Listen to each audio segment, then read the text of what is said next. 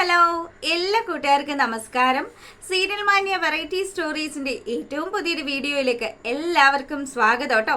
അപ്പതാ ഞാൻ എത്തിയിരിക്കുന്നത് നമ്മുടെ കുടുംബവിളക്ക് സീരിയലിന്റെ നാളത്തെ ആ ഒരു സൂപ്പർ ഹിറ്റ് കഥയും ഒക്കെ ആയിട്ടാണ്. നേരെ ആ കഥയിലേക്ക് പോയാലോ? അങ്ങനെതാ നമ്മുടെ പൂജ ആണെങ്കിൽ ഭയങ്കര കരച്ചിലാണ്. അപ്പൊ പൂജ ഇരുന്ന് സങ്കടത്തിൽ ഇങ്ങനെ ഇരുന്ന് കരയുമ്പോഴത്തേക്കിനും നമ്മുടെ അപ്പു ആണെങ്കിൽ അവളെ ആശ്വസിപ്പിക്കുകയാണ്. പൂജ, നീ സങ്കടപ്പെടുവൊന്നും വേണ്ട, എന്തൊക്കെ വന്നാലും ദേ പങ്കജിന്റെയും അവന്റെ അമ്മയുടെയും തനി സ്വഭാവം നിനക്ക് മനസ്സിലായല്ലോ. ഇനി എന്തായാലും നീ കാര്യങ്ങളൊക്കെ മനസ്സിലാക്കി ആ രീതിയിൽ ചിന്തിച്ചു പോ. ഞാൻ എപ്പോഴും ആഗ്രഹിക്കുന്നത് നിന്റെ സന്തോഷം മാത്രമാണ്. നീ ചിരിച്ച മുഖത്തോടു കൂടി തന്നെ ഇരിക്കണം. അതിനുവേണ്ടി മാത്രമാണ് സത്യങ്ങളൊക്കെ പറയാൻ ഞാൻ നിന്റെ പിന്നാലെ നടന്നതെന്ന് പറഞ്ഞു. പൂജ, ഞാൻ ഇപ്പോഴും നിന്നെ സ്നേഹിക്കുന്നുണ്ട് എന്നുള്ള കാര്യം കൂടെ നമ്മുടെ അപ്പു അങ്ങ് പറയുകയാണ്.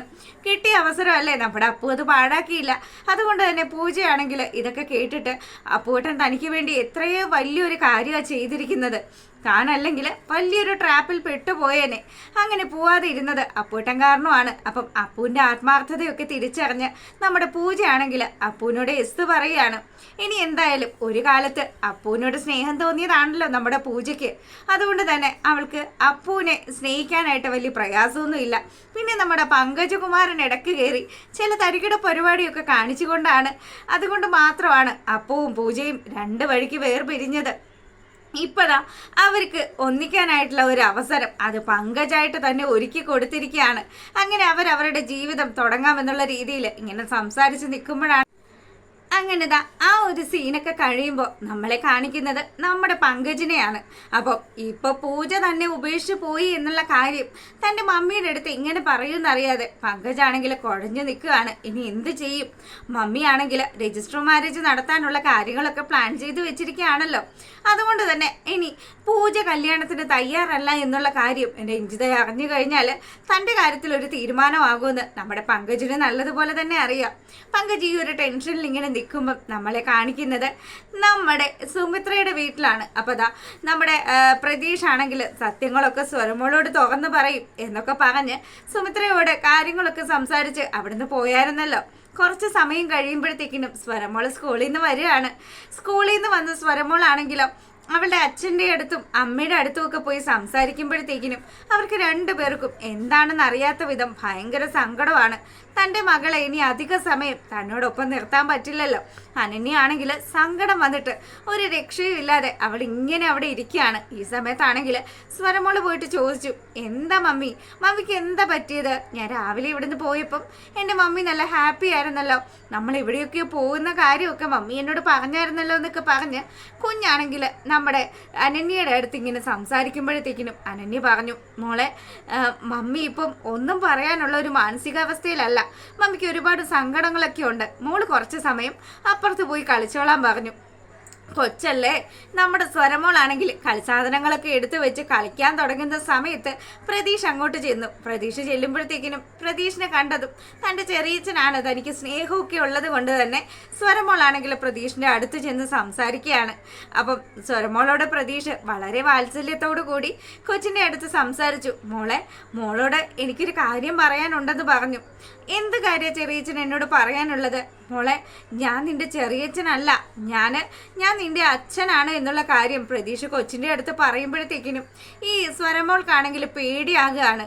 എൻ്റെ അച്ഛനോ? അപ്പോൾ എൻ്റെ അച്ഛനല്ലേ അകത്തുള്ളതെന്നും പറഞ്ഞ് കൊച്ചിങ്ങനെ സംസാരിക്കുമ്പോഴത്തേക്കിനും മോളെ, അത് ഒരുപാട് കാര്യങ്ങളുണ്ട് മോള് അച്ഛൻ പറയുന്നത് കേൾക്കണമെന്നൊക്കെ പറഞ്ഞ് പ്രതീക്ഷ കാര്യങ്ങളെല്ലാം കുഞ്ഞിനോട് പറയുമ്പോഴത്തേക്കിനും സ്വരമോളാണെങ്കിൽ ഇതൊന്നും ഉൾക്കൊള്ളാൻ സാധിക്കാത്ത വിധം ആ ഒരു മാനസികാവസ്ഥയിലേക്ക് പോവുകയാണ്. അപ്പം അനന്യ പറഞ്ഞു കൊടുത്തു വെച്ച കാര്യങ്ങളൊക്കെ കൊച്ചിങ്ങനെ ആലോചിക്കുകയാണ്. ഇവൻ വലിയ പിള്ളേരപ്പെടുത്തക്കാരനാണെന്നൊക്കെയാണല്ലോ പറഞ്ഞു കൊടുത്തിരിക്കുന്നത്. അതുകൊണ്ട് തന്നെ നമ്മുടെ സ്വരമോൾ ഇതൊക്കെ ചിന്തിക്കുമ്പോഴത്തേക്കിനും ഇനി ചെറിയച്ഛൻ എന്തെങ്കിലും കള്ളത്തരമൊക്കെ പറഞ്ഞ് എന്നെ തട്ടിക്കൊണ്ടു പോകാൻ നോക്കുകയാണോ? അപ്പം ആ രീതിയിലൊക്കെ കൊച്ചി ചിന്തിക്കുകയാണ്. പിന്നീടാണെങ്കിലോ നമ്മളെ കാണിക്കുന്നത് സച്ചിനെയാണ് കേട്ടോ. സച്ചിനാണെങ്കിൽ എന്തോ വലിയൊരു അപകടമൊക്കെ സംഭവിച്ചു. തലയ്ക്കൊക്കെ അത്യാവശ്യം നല്ല കെട്ടുമൊക്കെ കെട്ടി, കൈക്കും കാലിനും ഒക്കെ നല്ല ബാൻഡേജൊക്കെ ചുറ്റി അവശനായി വരുന്ന നമ്മുടെ സച്ചിനെ സ്വീകരിക്കുകയാണ് ശീതള്. അപ്പോൾ ശീതള് സച്ചിൻ്റെ ഈ ഒരു അവസ്ഥ കണ്ടതും സച്ചിനെ ഓടിപ്പോയി താങ്ങി നിർത്തുകയാണ്. അപ്പം ഇവളുടെ ഈ ഒരു സ്വഭാവവും അതുപോലെ തന്നെ നമ്മുടെ സച്ചിന് തലയ്ക്കടി കൊണ്ടത് കൊണ്ടാണെന്ന് തോന്നുന്നു എന്തൊക്കെയോ ഒരു മാറ്റം നമ്മുടെ സച്ചിൻ അവിടെ വരുന്നുണ്ട്.